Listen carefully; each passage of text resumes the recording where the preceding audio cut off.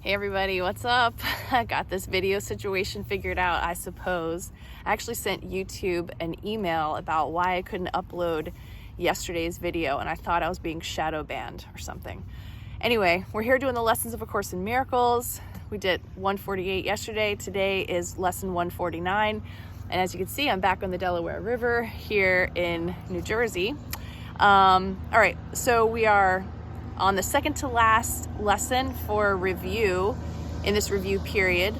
And the overall theme for the review is my mind holds only what I think with God.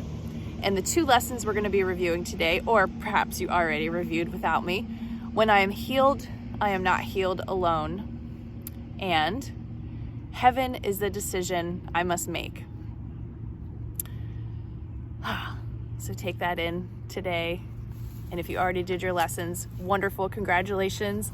Please go on without me if I ever miss a lesson or don't have a video posted. I promise you I'll come back, I'll find a way.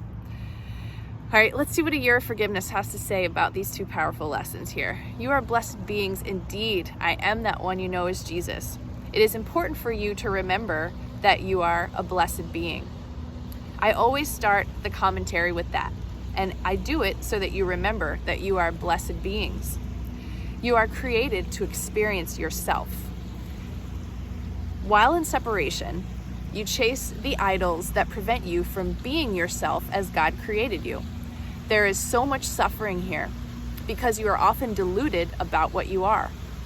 You see yourself as fallible, sinful, unworthy, and unlovable. Many of you carry around these beliefs, and this generates the suffering in your world and on your planet because you do not act as a sacred being. You do not act as a divine aspect of God mind. These lessons gently lead you toward the realization that you are exactly as you are meant to be. If anything comes up that disturbs you, oh boy, here we go. If anything comes up that disturbs you, it is not actually a part of your true self. It is a part of something else that you have mistaken for yourself. When you stop identifying your negatives, your short temper, your anger, or your fears, as who you are, but rather as interlopers in your mind, your peaceful mind that is connected to the divine, you do not feel as bad about yourself. You realize, there is something active in me that isn't loving, that then is not me. It must have been put in there somehow, some way, by somebody else. You don't have to know who it was or when it happened. You may remember. You may realize it's your mother's voice, or your preacher's voice, or your father's anger that you hear in your mind. But if you don't know where it came from, that's okay. All you need to know is that if it does not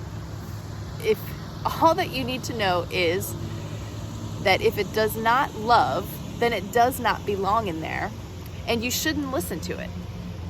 It will only make you feel sad and take you into the ego's thought system. The ego's thought system is a mixture of all the fearful and unloving ideas that have ever been thought.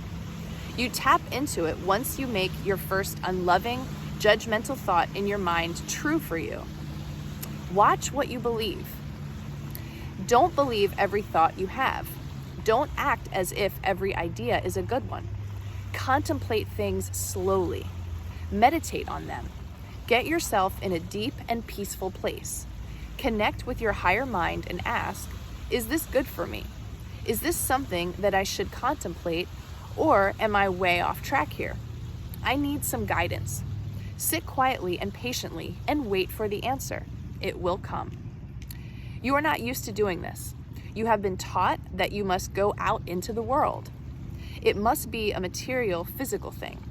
This is why your indoctrinations into materialism in this society is so intense. They do not want you to go inside.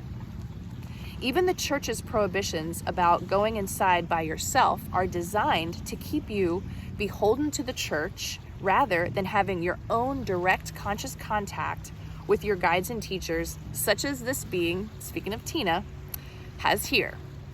She also takes off on a tangent once in a while and gets herself in a little bit of trouble.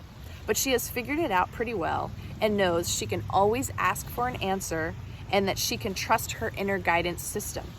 She knows that if she remains happy and at peace when things are not quite right, she will feel it, and she can trust that.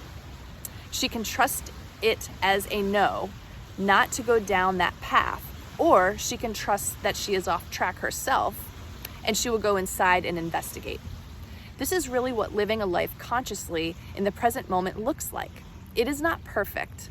It does not mean you do not have your challenges. You have many unconscious beliefs and ideas that have not yet been removed from your mind, and they will miscreate or create all the time.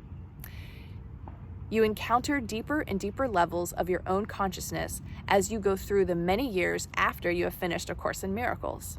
Don't feel disappointed that your work will continue throughout your whole life. Your journey into fear has gone deep, and your confusions are many.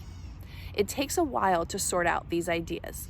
That is why this book was written, and these lessons have been given to you, so that you can help yourself climb out of that hole you have dug for yourself. Nobody has done it to you, and nobody can rescue you.